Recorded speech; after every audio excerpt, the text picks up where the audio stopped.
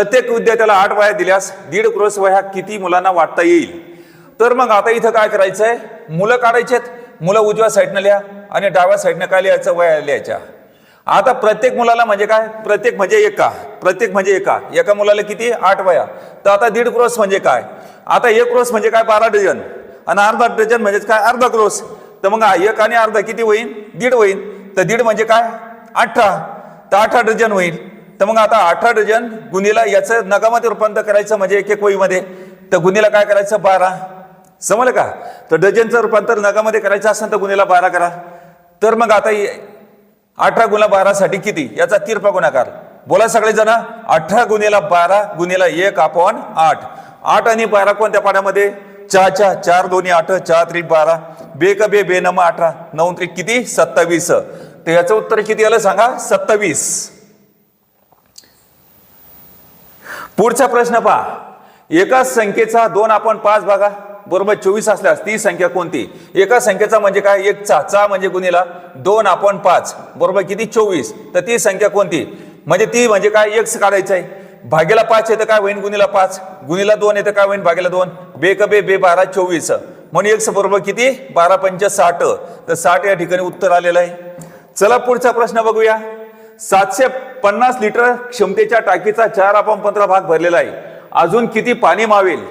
तर मग आता 750 लिटरचा चा म्हणजे गुणीला 4/15 भाग भरलेला आहे, हे लक्षात घ्यायचं आहे. तर अजून किती लिटर पाणी मावेल? तर मग आता भरलेला भाग काढायचा आहे. तर मग 15 1 15, 15 त्रिक 15 5 75. तर हा शून्य उचलायचा जसा तसा लिहायचा, म्हणजे 50 गुणिले 4 किती होईल 200. तर आता एकूण किती लिटरची टाकी आहे 750. आता 750 पैकी हे भरलेलं पाणी आहे आणि हे एकूण लिटर पाणी आहे. तर मग आता सांगा 750 मधून 200 गेले, मग 50 मधून 2 शून्य गेले 50 आणि 7 मधून 2 गेले 5. तर अजून किती लिटर पाणी मावेल? तर 550 लिटर. तर 550 लिटर हे उत्तर आलेलं आहे. चला पुढचा प्रश्न बघूया. 6 सेकंदात 1.5 मीटर सूत कातले जाते, तर अर्ध्या तासात किती मीटर सूत कातले जाईल? तर मग आता याचं रूपांतर कशामध्ये करायचं आहे, सेंटीमीटर मध्ये, आणि नंतर आपल्याला काय करायचं आहे, मीटर मध्ये करायचं आहे. तर मग आता सांगा, सेकंद डाव्या साईडनं लिहा, उजव्या साईडनं काय लिहायचं, सेंटीमीटर लिहा, त्याचं रूपांतर मीटर मध्ये करूया. तर सांगा 6 सेकंदात 1 मीटर म्हणजे काय 100 सेंटीमीटर, अर्धा मीटर म्हणजे काय 50 सेंटीमीटर. तर 50 आणि 100 किती होईल 150. तर 150 सेंटीमीटर या ठिकाणी होईल. तर अर्ध्या तासाचे किती सेकंद आहे 1800 सेकंद. तर 1800 सेकंदामध्ये किती, याचा तिरपा गुणाकार. बोला 1800 गुणीला 150/6.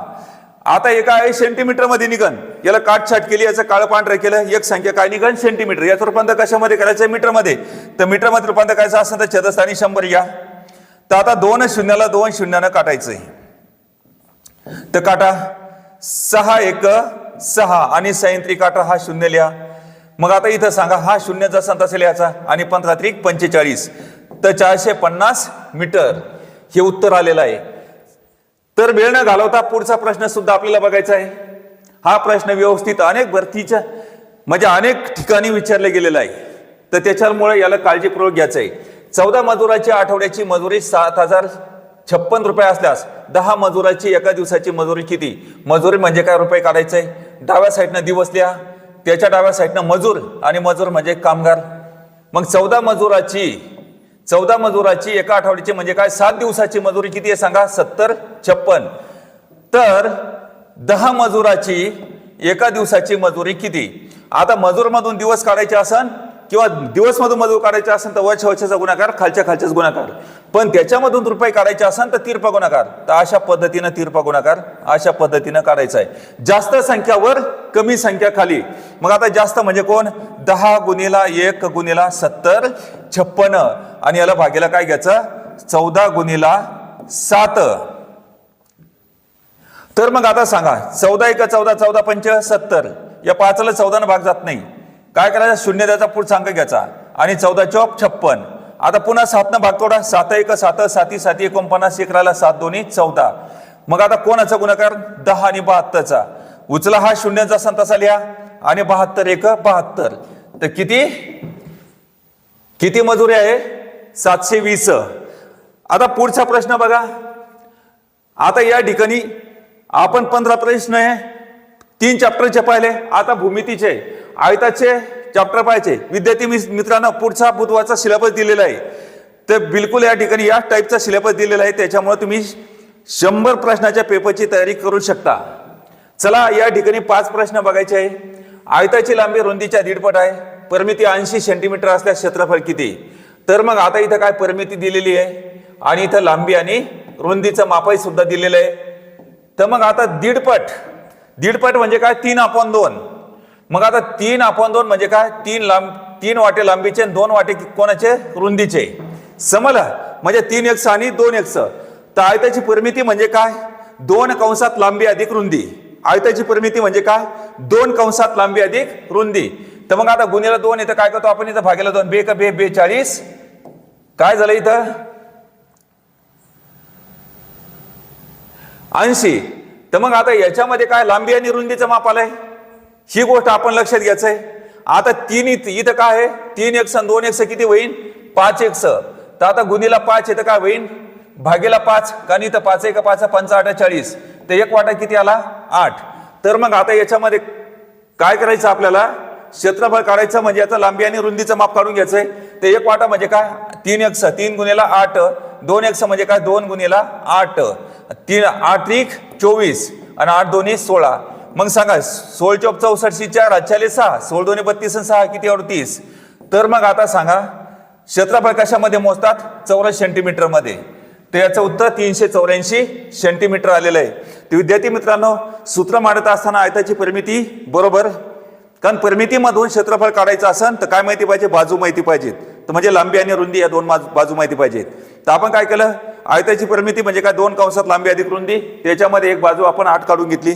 त्याच्यानंतर आयताचं क्षेत्रफळ, मग लांबी आणि रुंदी 3 8 24 केलं आणि 8 दोन्ही 16. त्याचं आयताचं क्षेत्रफळ म्हणजे काय? लांबी गुणिले रुंदी म्हणजे काय? लांबी 24 रुंदी 16. त्याचा गुणाकार केला 384 आला. पुढचा प्रश्न बघा. 16 मीटर बाय 12 मीटर सभागृहात 0.25 मीटर बाजूच्या चौरसाच्या किती लाद्या?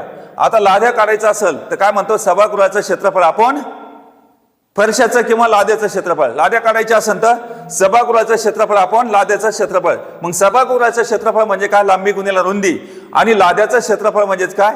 लांबी गुणिले रुंदी किंवा बाजू गुणिले बाजू, असं आपण म्हणतो त्या ठिकाणी. आता बाजू सारखीच आहे म्हणजे बाजूचा वर्ग येतोय. तर आता इथं बिनधास्त आपण काय लिहायचं? 16 बाय 16 मीटर.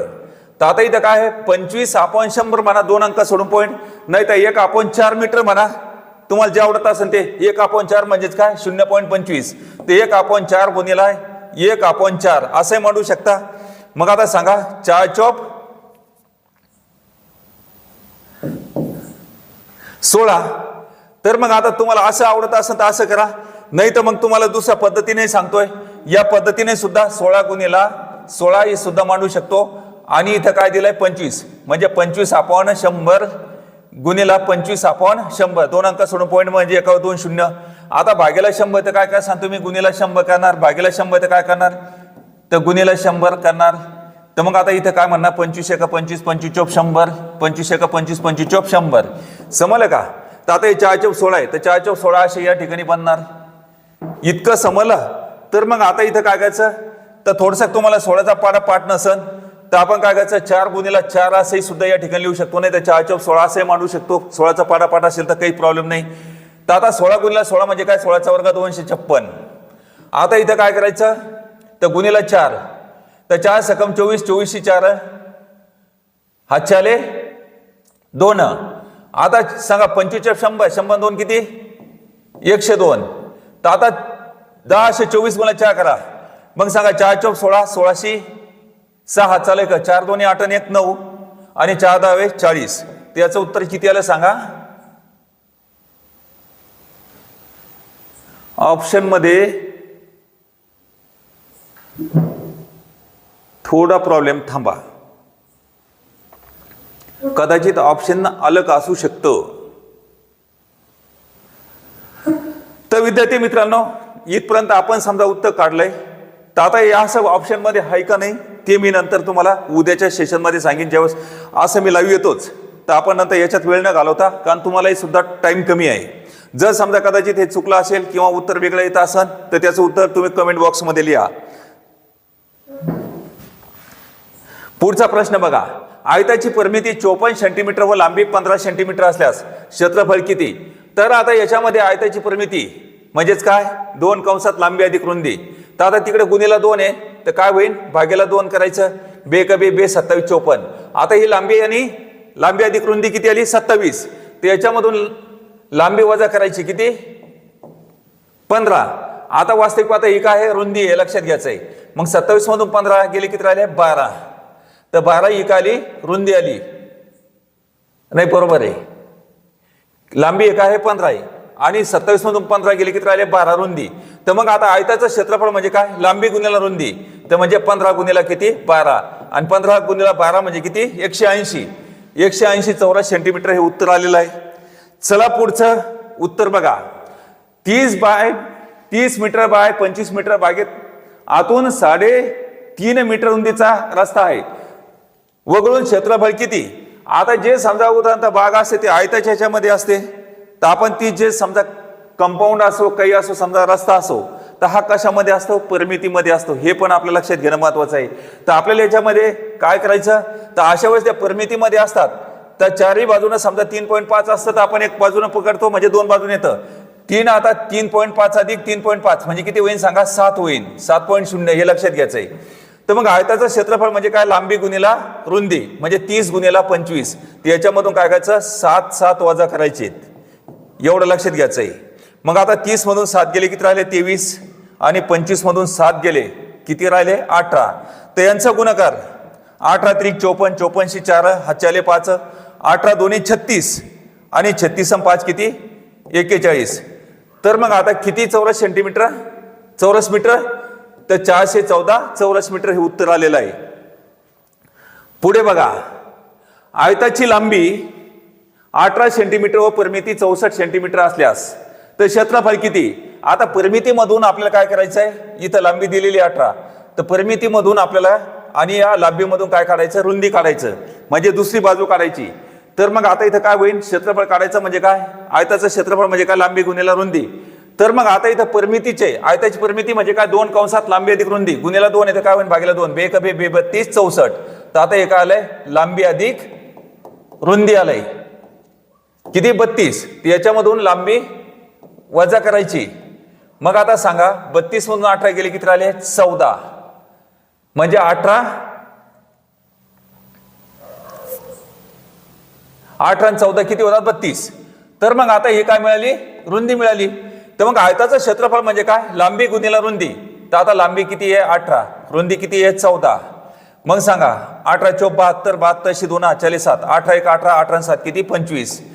तर किती आले सांगा 252 चौरस सेंटीमीटर. बुधवार आणि शनिवार हे 2 दिवस पेपर असणार. तर विचार करा तुम्ही, गणिताचे 4 चॅप्टर, बुद्धिमापनचे 4 चॅप्टर, मराठी व्याकरणचे 4 चॅप्टर आणि 2 विषय असणार. म्हणजे पुढच्या वेळेस भारताचा भूगोल आणि विज्ञान असणार. तर त्याच्यामुळे काय करायचं, आपण अभ्यास करायचा आहे. तुम्हाला जो सिलेबस दिलेला आहे ते माणसांचा सिलेबस कुठे आहे, तर नवी दिशा अकॅडमी टेलिग्राम चॅनल त्या ठिकाणी काय करायचं, जॉईन व्हायचं आहे. तर त्याच्यामध्ये मी सिलेबस बुधवारचा टाकलेला आहे. आणि त्याच्यानंतर जर तुम्हाला त्याच्यावर जायचं जीवार असेल तर कोणाचा व्हॉट्सअप चॅनल असेल तर नवी दिशा अकॅडमी असं इंग्रजीमध्ये नाव लिहिलेलं आहे. तर त्या चॅनलवर जायचं आहे, तुम्ही चॅनलला जॉईन व्हायचं, नवी दिशा अकॅडमी या चॅनलला व्हॉट्सअप चॅनलला जॉईन व्हायचं आहे. तर त्याच्यामध्ये तुम्हाला काय सिलेबस दिलेला आहे त्याच्यावर अभ्यास करायचा आणि पेपर द्यायचा आठवड्यात 2.